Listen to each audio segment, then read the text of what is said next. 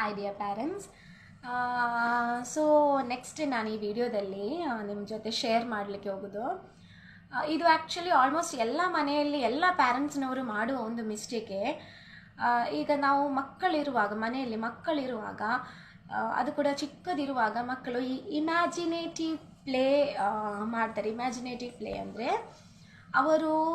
ಅವರ ಎದುರು ಯಾರು ದೊಡ್ಡವರು ಏನೆಲ್ಲ ಕೆಲಸ ಮಾಡ್ತಿರ್ತಾರೆ ಅದೆಲ್ಲ ಅವರಷ್ಟಕ್ಕೆ, ಚಿಕ್ಕ ಮಕ್ಕಳು ಅವರಷ್ಟಕ್ಕೆ ಆಟ ಆಡುವಾಗ ಅದೆಲ್ಲ ಮಕ್ಕಳು ಇಮ್ಯಾಜಿನ್ ಮಾಡಿ ಆಡ್ತಾರೆ. ಫಾರ್ ಎಕ್ಸಾಂಪಲ್, ಈಗ ಅಮ್ಮ ಕಿಚನಲ್ಲಿ ಅಡುಗೆ ಮಾಡುವಾಗ ಅದನ್ನು ಮಗು ಯಾವಾಗಲೂ ನೋಡ್ತಾ ಇರ್ತಾರೆ ಮಕ್ಕಳು.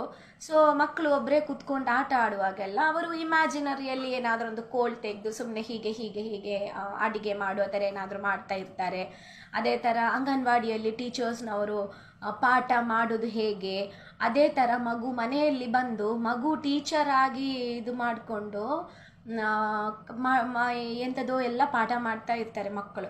ಸೊ ಇದೆಲ್ಲ ಒಂದು ಇಮ್ಯಾಜಿನೇಟಿವ್ ಪ್ಲೇಸ್.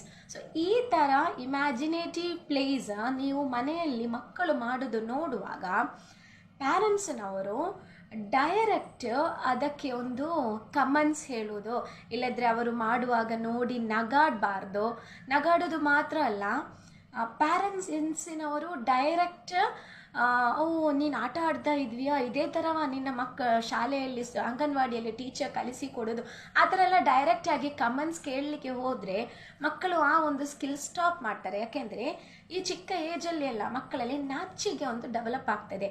ಬೇರೆಯವರು ನೋಡ್ತಾ ಇದ್ವಿ, ಅದು ಕೂಡ ದೊಡ್ಡವರು, ಅಪ್ಪ ಇಲ್ಲದ್ರೆ ಅಮ್ಮ, ಮನೆಯಲ್ಲಿ ಇರುವರು ಅಜ್ಜ ಎಲ್ಲ ನೋಡ್ತಾ ಇದೆ ಅಂದ ಮಕ್ಕಳಿಗೆ ಗೊತ್ತಾಗಿದ್ರೆ ಮತ್ತೆ ಅವರು ಅದು ಮನೆಯಲ್ಲಿ ಮಾಡಲ್ಲ, ಅಂದರೆ ನಾಚಿಗೆ ಆಗ್ತದೆ. ಹಾಗೆ ಈ ಮಕ್ಕಳು ತುಂಬ ಚಿಕ್ಕದಿರುವಾಗ ಸ್ವಲ್ಪ ಆ್ಯಕ್ಟಿವ್ ಇರ್ತಾರೆ, ಆದರೆ ಒಂದು ಸ್ವಲ್ಪ ಒಂದು ದೊಡ್ಡವರಾಗ್ತಾ ಬರುವಾಗ ತುಂಬ ನಾಚಿಗೆ ಜಾಸ್ತಿನೇ ಆಗ್ತದೆ. ಅದು ಯಾಕೆಂದರೆ ಮನೆಯಲ್ಲಿರುವರು ಡೈರೆಕ್ಟ್ ಯಾವುದು ಕಮೆಂಟ್ಸ್ ಮಾಡಬಾರ್ದು, ಅವರಿಗೆ ಇಮ್ಯಾಜಿನೇಟಿವ್ ಪ್ಲೇಸ್ ಮಾಡುವಾಗ.